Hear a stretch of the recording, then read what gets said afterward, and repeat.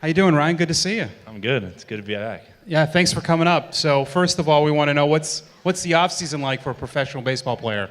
It's been good. I spent the first month and a half or a month so in Chicago with my family. Parents live in a small city called Sleepy Hollow, the village of Sleepy Hollow, about 40 minutes outside the city. Spent a month there, and then I head down to Arizona, just a little bit better weather than you can imagine in Chicago, and spend the rest of the off season down there.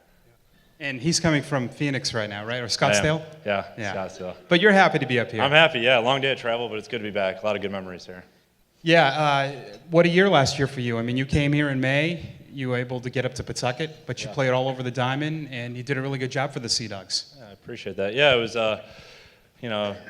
so gracious to the Boston organization for signing me. I played a year indie ball in 2015, and then, like you said, signed in May. I was actually ready to go play. I was going to play one more year indie ball and kind of ride out into the sunset, and Boston gave me that chance and opportunity, and was able to play with a lot of great players, as you had mentioned previously with Ben and those guys, Ben Attendee and all those guys. A lot of good players have come up through here, and anyway, I was able to contribute to the team and help out.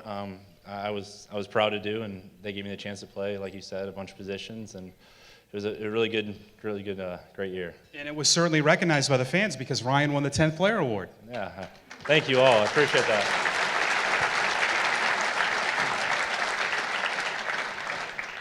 So last year, Robbie Scott shared his experience pitching in the Independent League, which is Independent League, for those that don't know, it's not affiliated with anybody. Right. So how did you end up with the Red Sox? How did that all work out?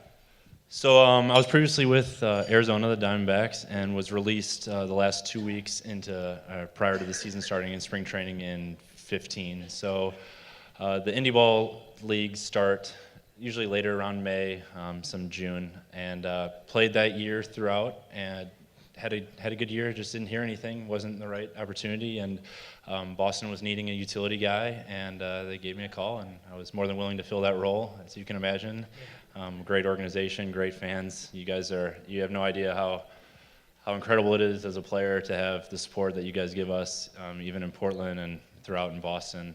It's not. You guys are used to Boston, but it's not like this with all organizations. Let me tell you, and it's overwhelming, to say the least. Just the fact how you play in front of these fans, the passion for it. Yeah, you see it from when we travel. I was talking earlier with one of the fans about how it's not only Boston fans, but you guys are really Portland fans as well, and Sea Dog supporters. And it's amazing. It's incredible to play home games. The things that you guys do at Hadlock Field with the Field of Dreams and different sponsored nights. It's overwhelming. It's incredible. Jeff, I think we need to hire Ryan to bring him on. Yeah. For sales, we'll bring you out to help us to close. You'll be our closer. All right. Instead of playing third base, you'll be the closer. Right. Different, yeah. Third base. That position, not easy to play. You played it a lot last year, but you played all over the diamond. Take us through how you prep for a game as an infielder. I know there's not just hitting, but there's defensive things you do. I played third base and first base. Third base primarily in college, and then third and first with Arizona.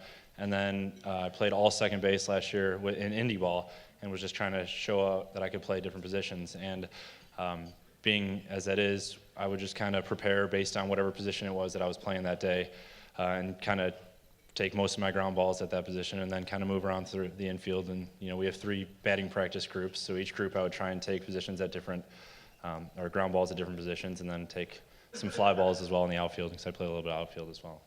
Yeah. So you were able to. I mean, you went up to Pawtucket, and you play different positions up there, didn't you? Right away, weren't you? Playing shortstop right off the bat? Yeah, the first 4 games I played 4 different positions, so it was a whirlwind. But yeah, it was great. The process for a minor league player, you were a free agent after last year, but the Red Sox re-signed. So what's that process like? Really, it was a no-brainer. I can't say enough to Ben, and just the confidence that they had in me as a player, getting me a chance to play again out at indie ball.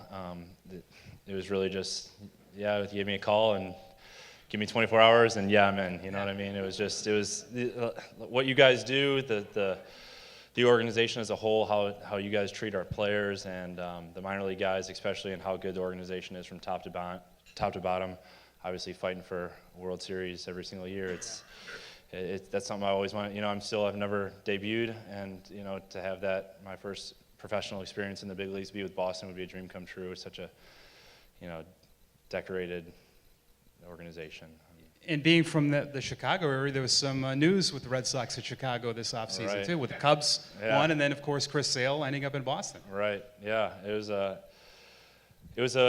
crazy time for the city of Chicago, as I can imagine. It was very similar in Boston when you guys won the first championship, and it's just very cool to see a city embrace a team like Chicago did, and I'm sure Boston did as well. I'm sure you can see the passions, how they kind of overlap, intersect Boston, Chicago. Yeah, very, very, very similar. Very cool. Now, I know you told me this before. The Sea Dogs were affiliated with the Florida Marlins before. They were. One of their affiliates was in Kane County. Yes, they were.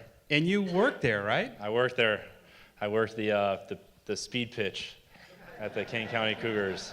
So we have them to do another thing. This is great. Yeah, there we go. The selling. Just trying to find a job outside of baseball Yeah. eventually down the road. Yeah. So and what years were that you did that? Oh man, I was in high school, so that would have been. I graduated in 06, so Okay. younger. Yeah. 04, 03, 02, 07. 04, 05, yeah. Sorry to age everyone. Hey, you can blame me. I asked the question, so. College. So Illinois State's where you went when you got drafted. How has that all happened for you? I went to Illinois State as a walk-on, so I didn't have a scholarship, anything like that. I just really wanted to play baseball and walked on at Illinois State. Really was going to be a teacher. Education was my degree, and it wasn't until my senior year that I was starting to get recruited, or filling out questionnaires and that kind of thing, and got drafted. One of the, coolest experiences of your life, And it's June 7th, 2011, Diamondbacks. So a day I'll never forget. Yeah. One terrific thing that Ryan does prior to every game, pregame, you play catch with a fan. When did that all start? Did it start at home? Did it start something you were doing with another team? No, it honestly started kind of what you had talked about before. When I was a kid, I grew up right around the Kane County area. The Kane County Cougars was the team I would go and watch as a kid, and they were the Marlins. And Charles Johnson, Former Sea Dog, yeah. played catch with me.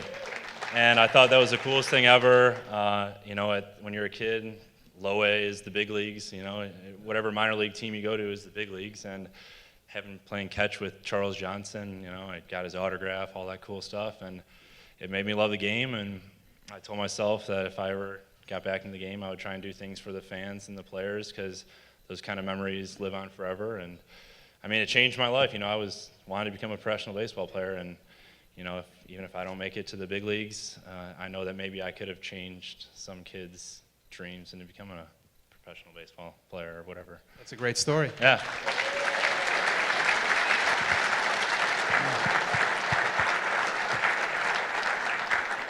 We had him here a few years ago for celebrating tonight. an That's anniversary. crazy. So I had a fan email me about that too, and made sure that I asked you about that, because he said that's really what made his sons. And I'll show you that email after. Yeah, but cool. I appreciate that. It's something that I just think is terrific, and that's really nice that you do that. Yeah. Right now, it's getting close to the middle of January. February's right around the corner. Everyone's excited. So I know you hit today, and you tweeted out. Yeah, I did. You did some hitting today, so you're getting ready. Main Hits. They're a great facility. I appreciate if anyone works at Main Hits. There you for go, letting me come out. Yeah.